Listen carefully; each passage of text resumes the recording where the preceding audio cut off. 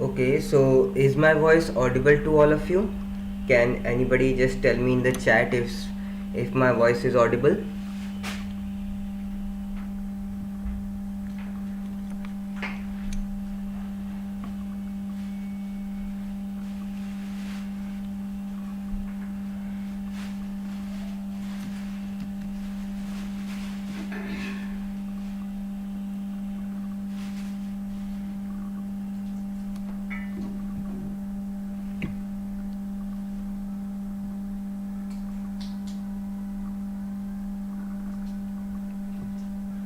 Okay, so I guess my voice is audible. Priya ma'am says that my voice is audible. So let me just take out the chat box and start.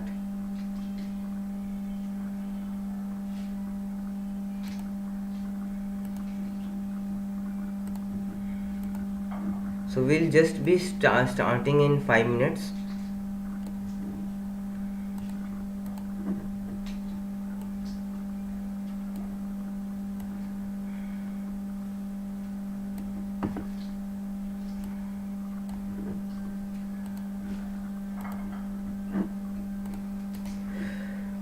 So I guess now all of you can hear, can see me, right? Um, Hello Madhu sir, hi Priya ma'am, hi Priyanka ma'am. I welcome all of you to the webinar. It is a one-day free webinar on mistakes that we do while writing a research paper.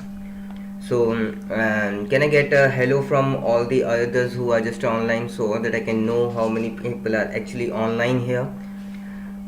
And the second thing that I want to know from all of you is that can you read what is there on the slides? Can you see the slides? Can you read the slides?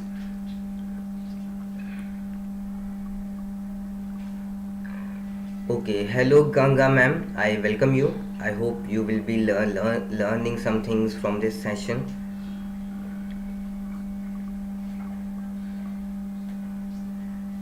So Madhu sir, where are you from? Just having a little chat, babe, before we actually start the session. Hello Gopinath sir. Hello Shravya ma'am. Hello Priya ma'am. Hello Gopinath sir. One more time. Okay, so you are writing a yes. Hello Steve sir. I welcome all of you. So first of all, I'm really thankful to all of you that you came here for this for this session, and I hope the things that I will discuss as a part of this session will be useful for you. You will get to learn something. You will get to know some of the things that you might not be knowing earlier. So before I just start it, I would like to remind all of you that since this is a free session, there is not a certificate for this session. However, you can opt for a paid certificate. The link is in the description, and you can opt for that. It's totally your choice. We'll just be here, talk some of the things about what are the actual mistakes. So can you all read what's on the slide? Please just tell me this. Hello Steve sir, hello Manisha ma'am. You're from Surat, Gujarat. Wow, that's great.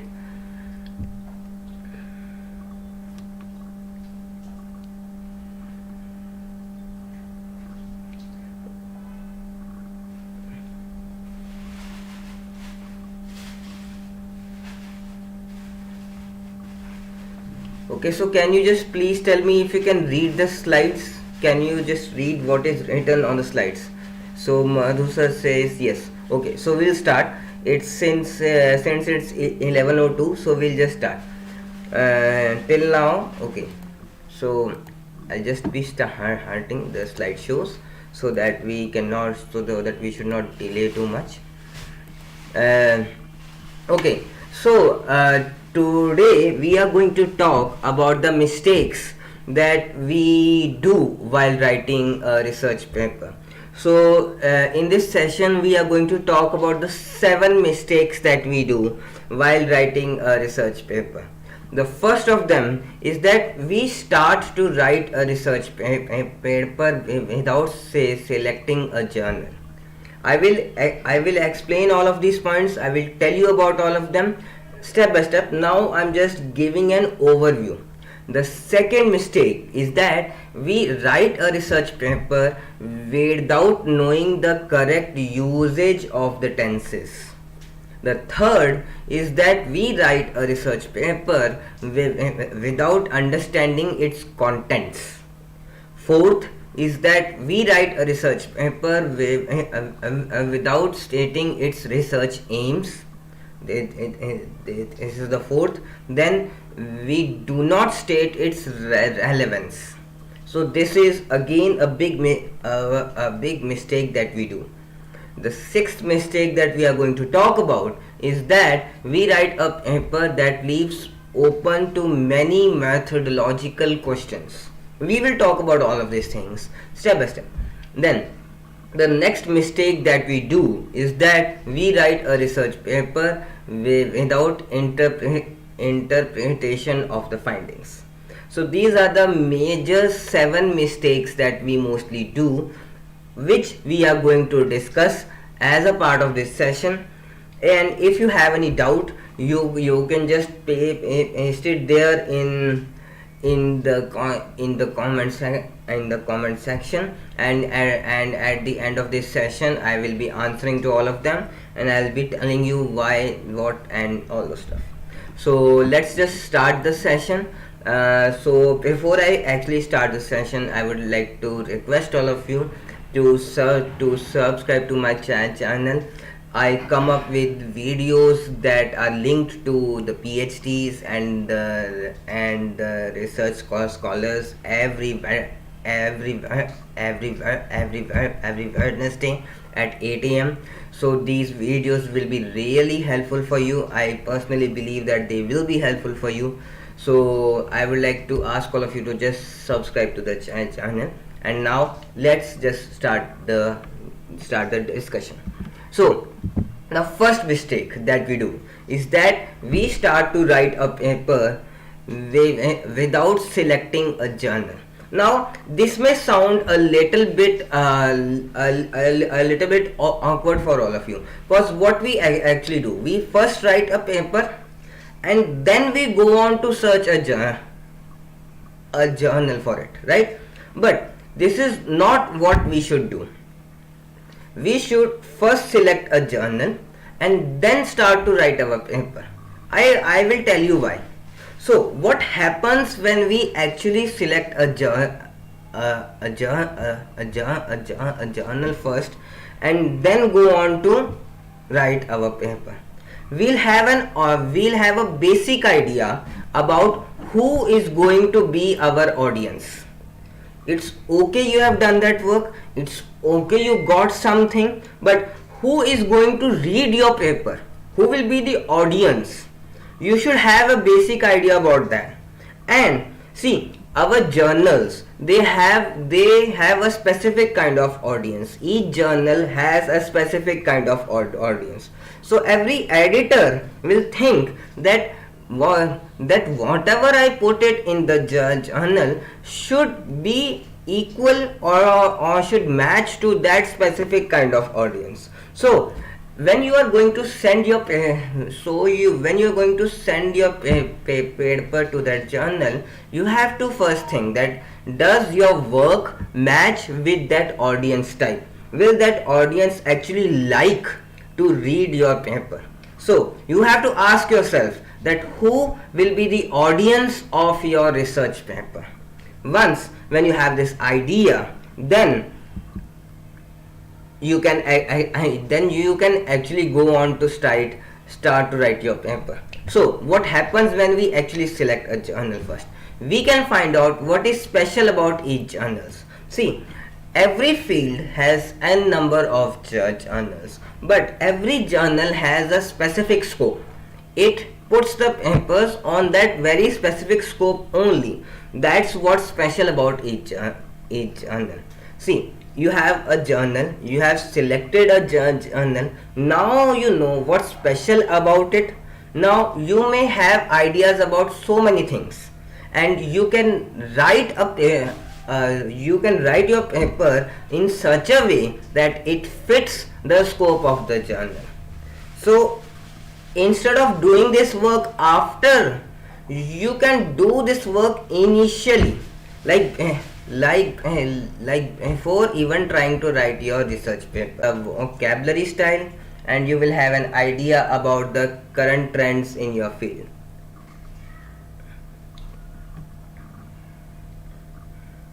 Okay, so is the connection fine? Is everything fine? Okay, so once when you have selected a journal before even writing your paper, you will have an idea about these four major points, and you can structure your paper according to that. And in this way, you will actually save your manuscript from getting rejected from that journal. Now, so the takeaway from this point is, to get your paper published, you have to define your audience and your target journal before you actually start to write your paper. Here now I have made a table for all of you that will help you to actually select a journal. So what you have to actually fill it here. First, you have to write the name of the journal, then its indexing. Either it is an SCI indexed or Scopus indexed, or in the case of India, we have one more indexing called as the UGC care list. Who is the publisher of this journal? What is the impact factor in the case of SCI indexing, or what is the SCJR factor in the case of Scopus indexing? What is the time for the first review? You might be knowing about the time for the first review. If not, I will tell you one more time.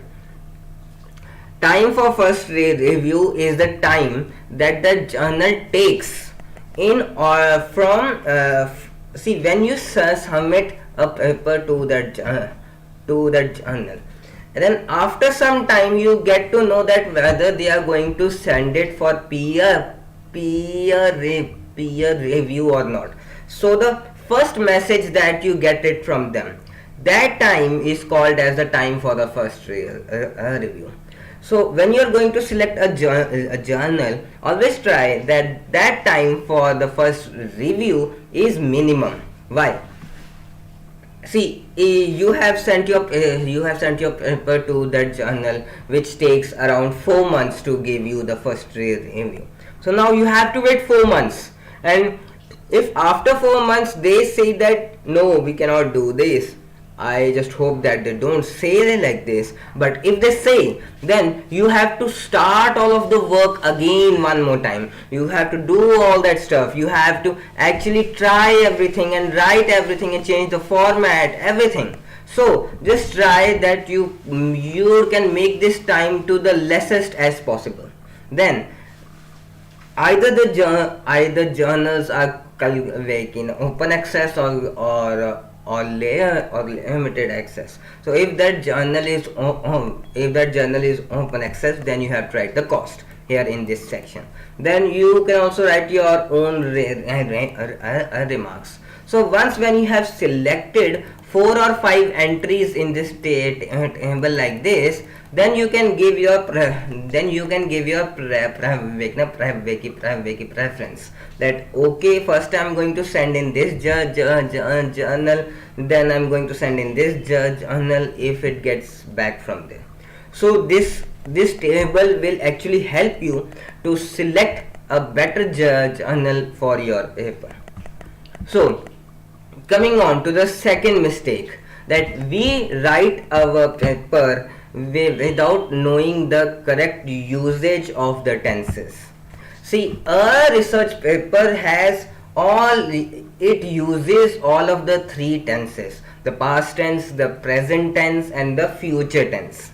When we are going to talk about the current findings of the research, what has been known till now, then we use the past tense. When we talk about the current scenario of your research field, then we use the present tense. Like when we talk about what's going on now, what the work has been done till what the work is being done now, then we use the present tense. And when we talk about the future scope of the work, that's when we use the future tense. So you have to be very specific about the verb tense usage in your paper, that when you have to use which tenses, when you have to use which tenses. So this is one of the mistakes that actually contribute to our language errors. Like we have done that works in such a nice way, we know all the things in such a nice way, but if you are not able to express it in a nice way, then it's going to harm you a lot. Okay, now coming on to the next point. The next point is we write a paper without understanding its context. See, every part of the paper needs something. It is for a reason. We need to write some of the things in that specific part of the paper. If those things are missing in that part, it will again be counted as a mistake. So now, as we all know that every research paper has the four parts, that IMRAD structure. I for introduction, M for methods, R for results, and D for discussion. So every paper follows this IMRAD structure. So we are going to talk about that what you have to write in each of the section. First, introduction. Here you are going to talk about that about the importance of the problem that you have addressed. Why is the point or the work that you have done is important? You have to show it to your readers. If you fail to do so, then it will again be counted as a mistake that you have done while writing a research paper. Then, what is the current lacking in the current knowledge? So every field has that specific point up to which everybody knows about it, but there is a specific point about which they don't know. That's where you have to hit upon, and that's where you have to work upon. So that point will also be included in your introduction part. Then, what are the objectives of your study? Okay, you wanted to do this work, you have done this work, but what were the parts or what were the thoughts in your mind behind doing that study? All of these things should be included in your introduction part. If not, then they are going to contribute as a mistake that you have done while writing your research paper. Then the methods part. Here you have to tell about what is the context and the setting of your study. What is the study design? What is the sampling strategy? What are the main study variables? What were your data collection instruments and procedures? And you have to outline the analysis methods. See, if you are missing any one of them, then the one who is going to read it or the one who is going to check your paper might not be fully able to understand what you are actually trying to say. So it's really very important that you add all of these points, and if you willingly or unknowingly miss any of these points, then that may be counted as a mistake that you have done while writing a research paper. Now, coming on to the next part, your results part. Here you have to write on the you have to report on the data collection. You have to tell about your participants or the samples, Then you have to tell about your key findings with respect to your central research questions. See, your outputs should have a relation with what you were actually trying to find out. It is really very important. And then you have to present your secondary findings. The next thing, in the discussion part, you have to state the main findings of the study. You have to discuss the main results. You have to discuss the implications of the results. You have to analyze the strengths and the limitations of the study, and offer perspectives of the future work. So these things that are needed actually and should be included in your research paper. Otherwise, these are going to be counted as a mistake that you have done while writing your research paper.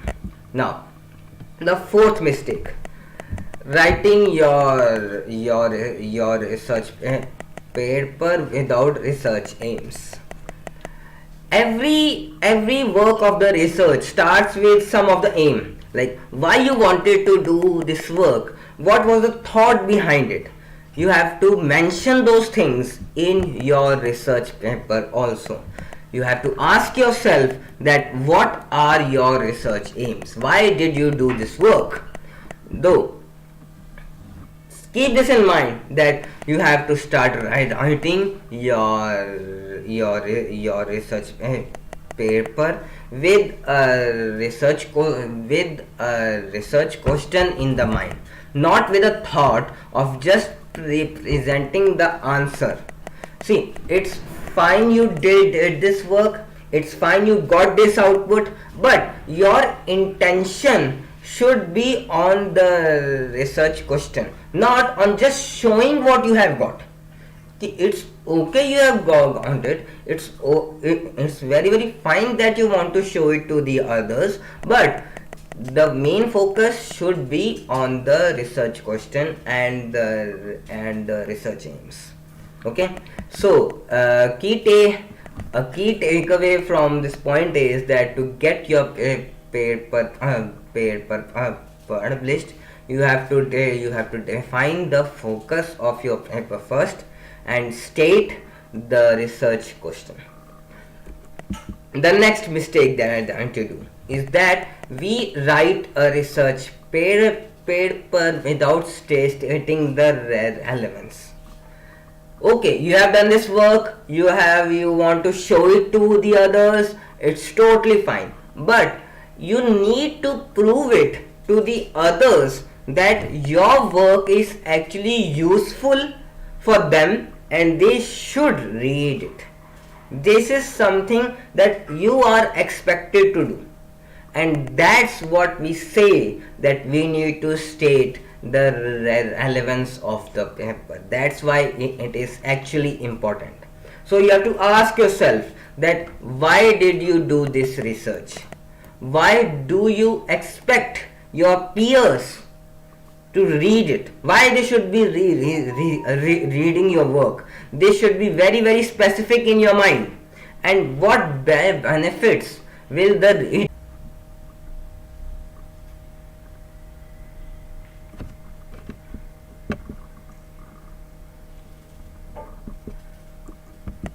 So is there a connection thing, or is it just a doubt in my mind?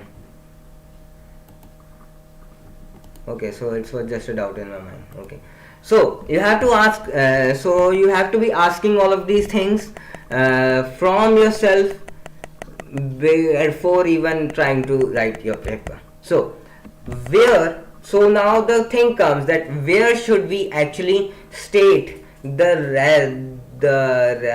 relevance, where you have to actually state the relevance in your research paper. So you can do that in the introduction part and also in the discussion part. So that's where you are actually going to state or write the relevance. So the takeaway from this point is to get your paper published you need to make its international relevance very very clear.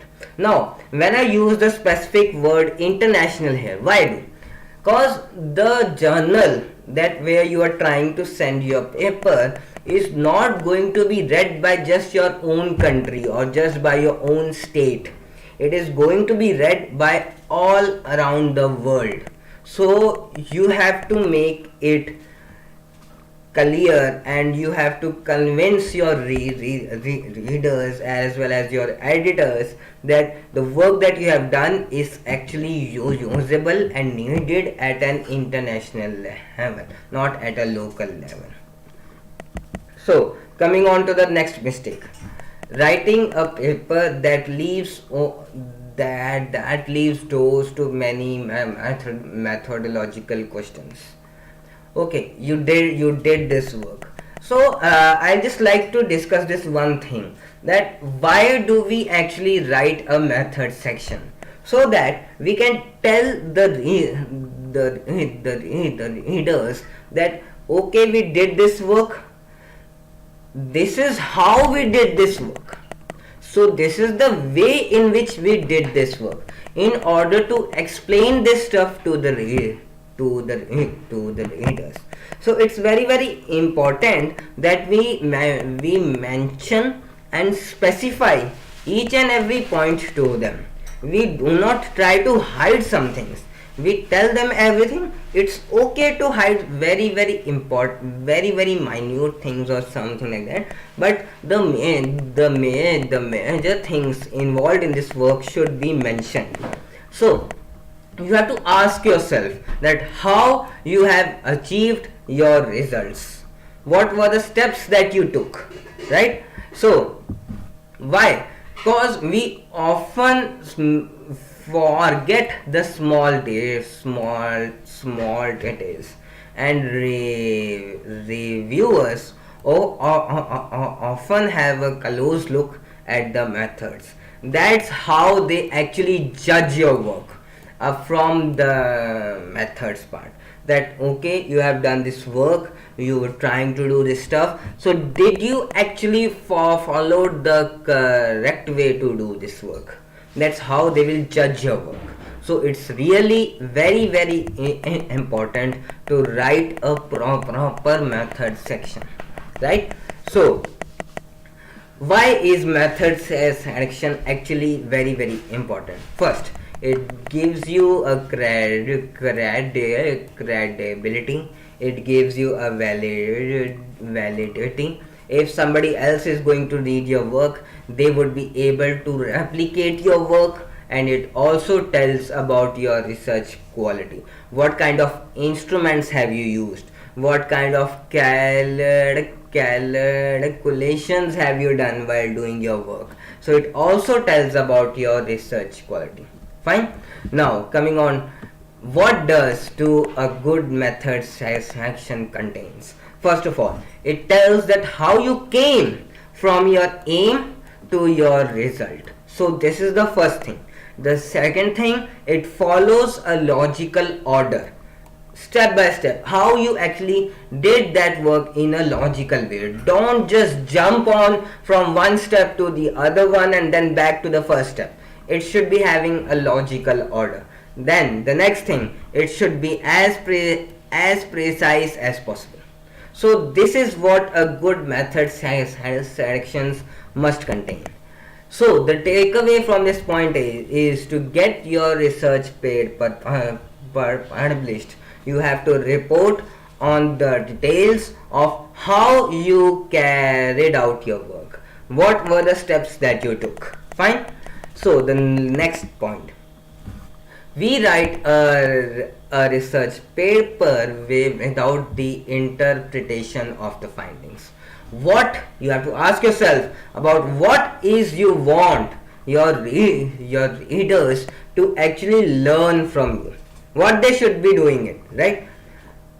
See, you did some work, you got some output, you got some results, but you need to explain it to them, you have to interpret them, where in your discussion part You have to interpret them. Oh, okay, what did I actually wanted to find out, and what I have understood from the output that I have got.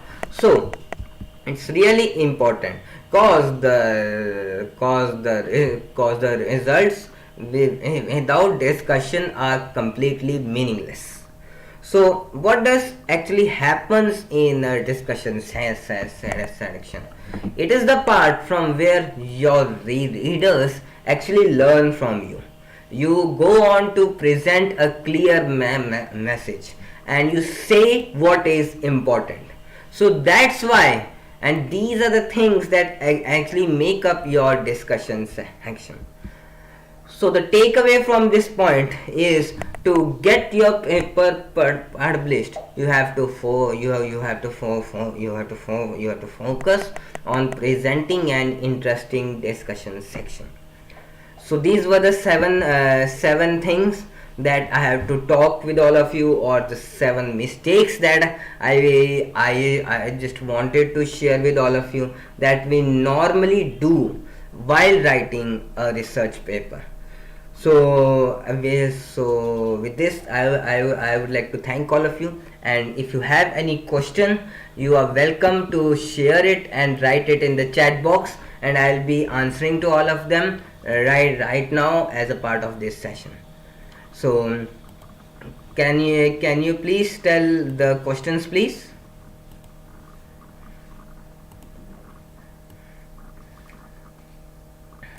So Mahendra sir, I'm really thankful for such nice and kind words.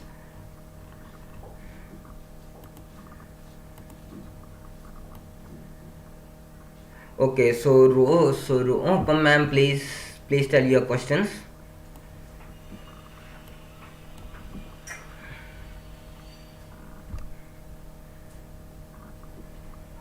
Okay, I hope my points would be usable. You would have got something to learn.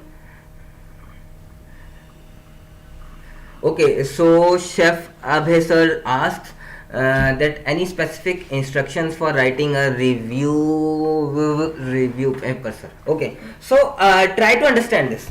Your paper, your review na paper should start with a purpose of finding a research gap.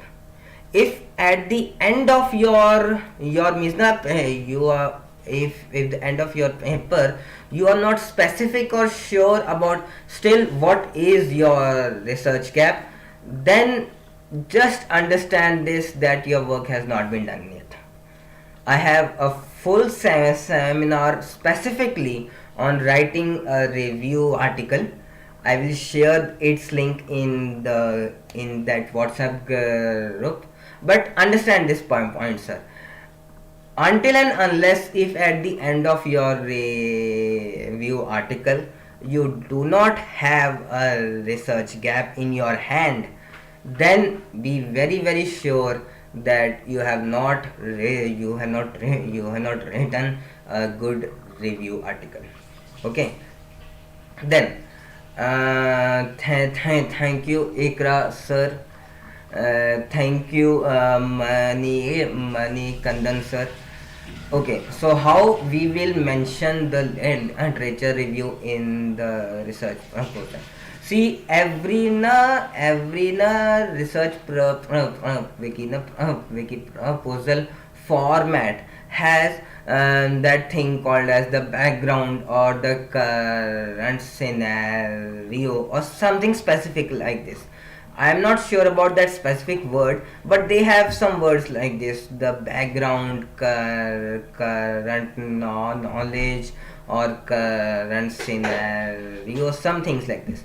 That's where you will be writing your literature review. But ma'am, please be very sure about this, that when you are going to write your research proposal, you have to talk only about those studies that are absolutely linked with your title.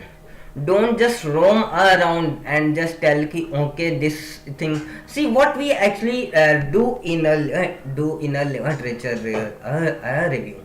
So this is the work that we want to do. These are the some kinds of work that has been done with, we first talk about them, then we talk about the ways in which this work, our work can be done. So we talk about all of those ways, right? And then we just compare those ways, that which of those ways is very very good to actually do our work.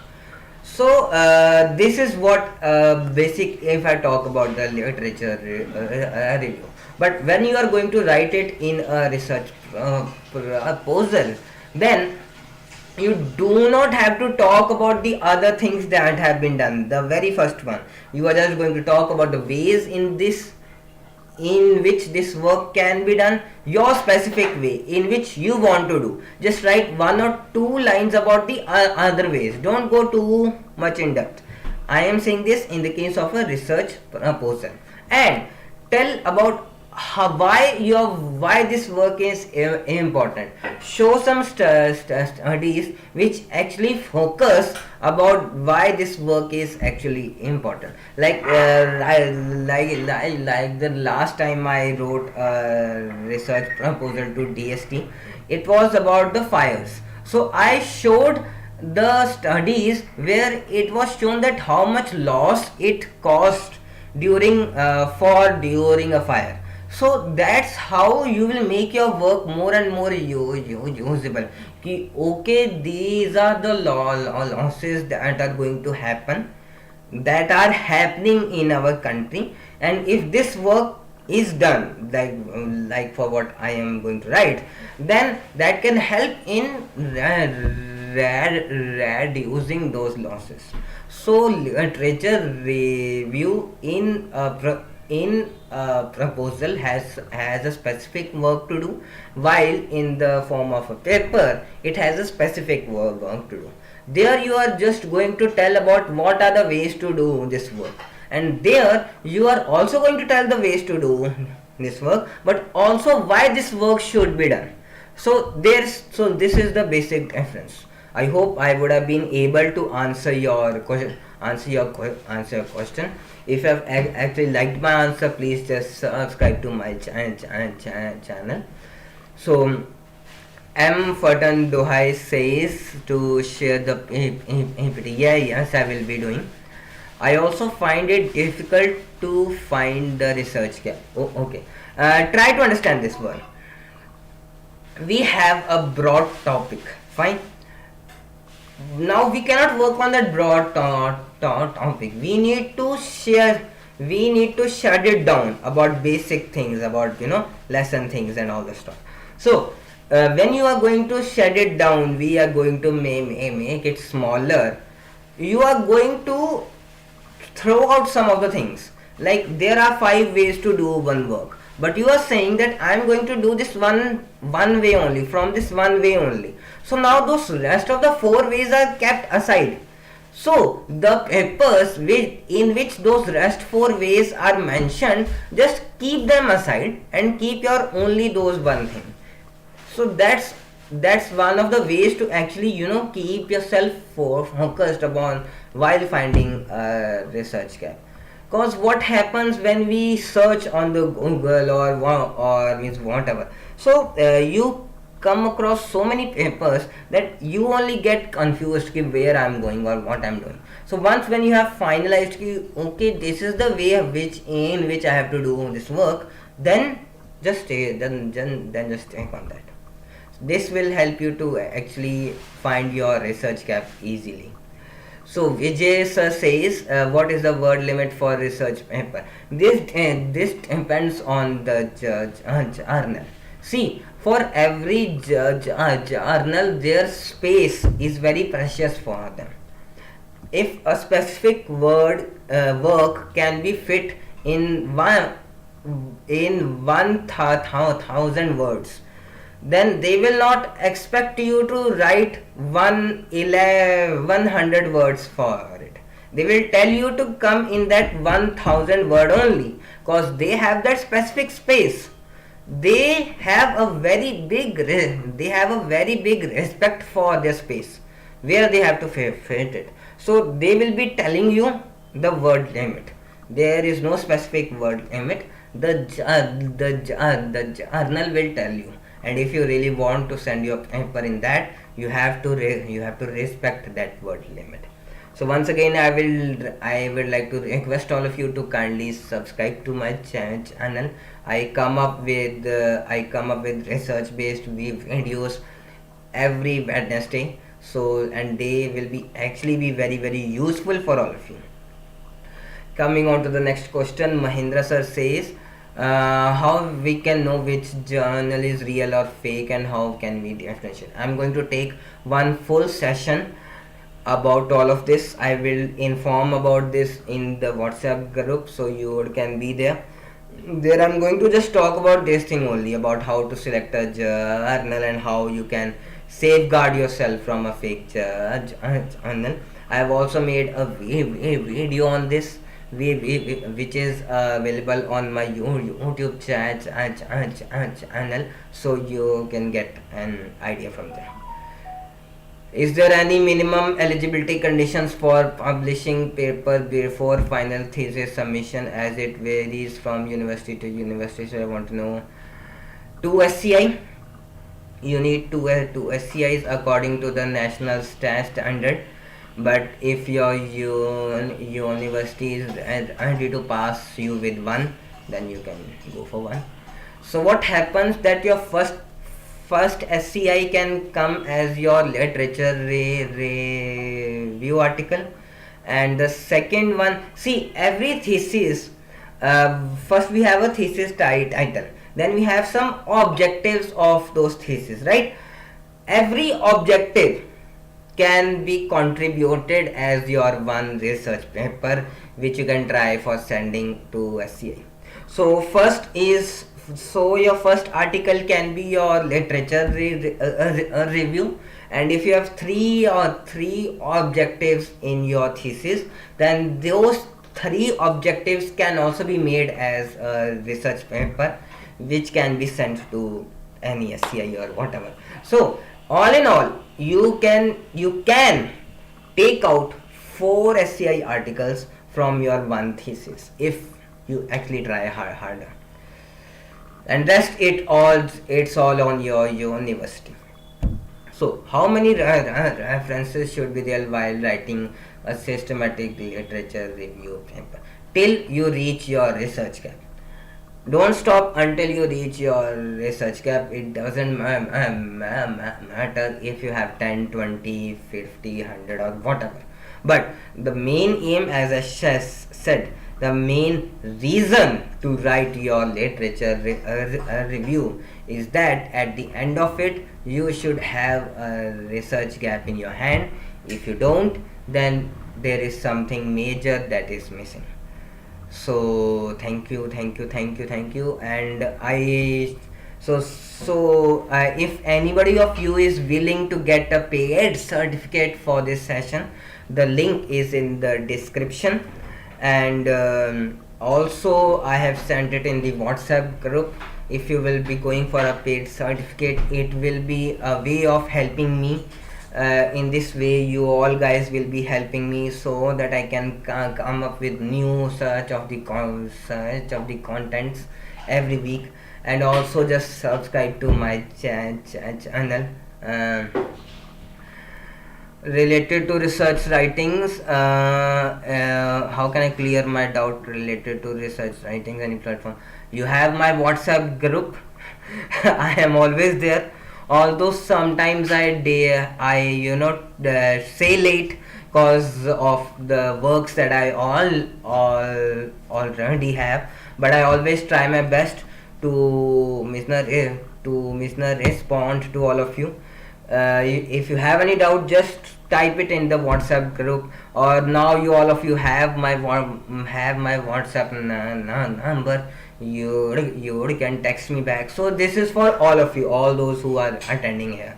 You can just text me. I will try my best to means not tell you fast to fast, as I have also other works, but I'll just be responding. Okay, so hello Chachuji, I welcome you here. So the Vinesh sir, thank you sir. So once again, I would like to request all of you to just subscribe to my channel, and also I would like to say that if you want a paid certificate, you can. The link is in the description, and also I have sent it in the WhatsApp group. And so I guess, is there any more question? So otherwise I can just wrap up the session. Please just tell me if anybody of you wants to ask anything.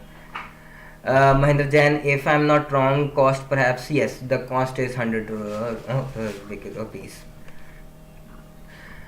Okay, so I guess there is no, so there is no, so there is no, so there is nothing more. So with this, I would like to okay. So no other questions, any of them as of now. Okay, so we'll just wrap up the session. So once again, I'm thankful to all of you, those who came here, and we just had a good time. And I hope that you guys would have been able to learn so many things from me. And once again, so thanks to all of you.